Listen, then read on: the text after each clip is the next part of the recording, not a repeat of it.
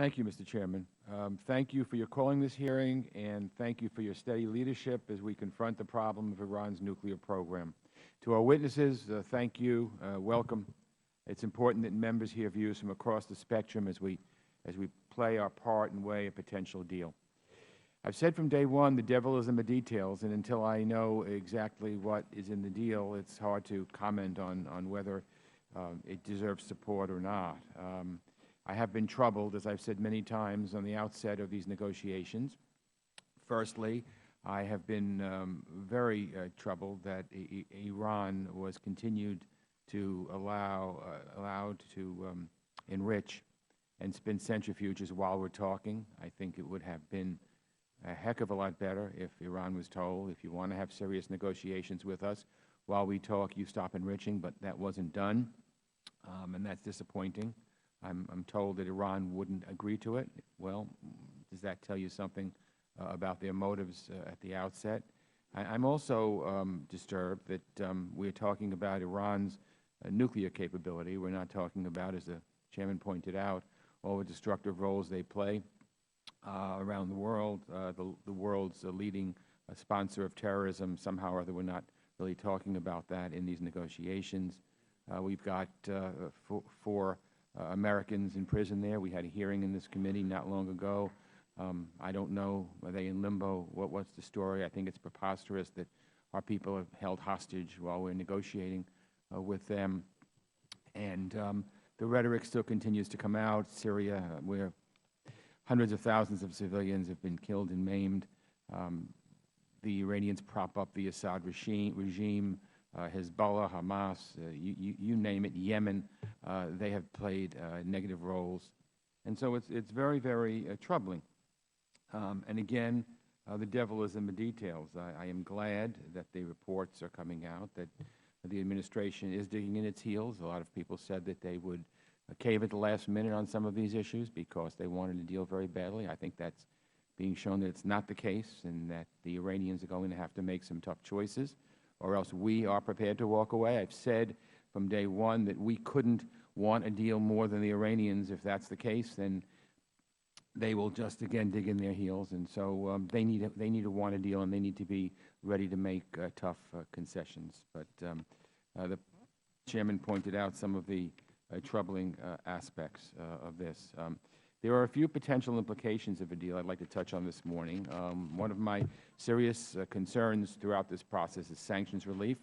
Even if sanctions relief is gradual and conditioned on Iran's compliance with the deal, easing sanctions will eventually, as the Chairman said, translate into a major financial windfall for Iran's leaders. Let's think about what that means.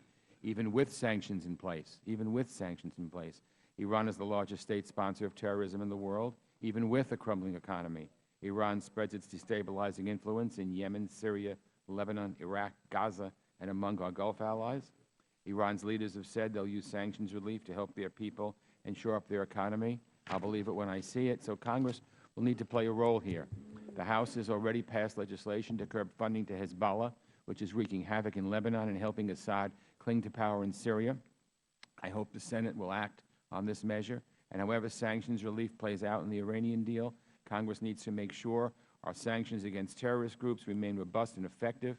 And that way, no matter what Iran chooses to do with its resources, we'll have other measures to keep funding out of terrorist hands.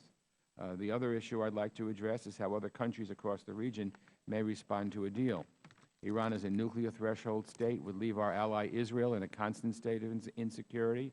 Israel must always know that we will have their back. To deal with that challenge, we need to work with the Israelis, take a hard look at any outstanding concerns tied to this deal, and do whatever is necessary to ensure Israel's security. Likewise, for our friends in the Gulf, a nuclear arms race would create tremendous volatility in the region. Recently at Camp David, the administration heard from our Sunni Gulf allies about their concerns over Iran's behavior. This summit was a good start, but more needs to be done. I hope our witnesses can shed some light on what steps might help shore up stability in the region in the wake of a deal. But I think we also have to consider, and I want to raise a question I've asked again and again, if we don't get a deal, what are the alternatives? At this point, we all know the refrain, no deal is better than a bad deal. But let's see what the alternative would be. The alternative to a deal would surely mean some kind of military strikes on Iran's nuclear plans, and would also involve sanctions. I think when we weigh whatever final deal there is, we've got to weigh it with the alternative and see which alternative we like better.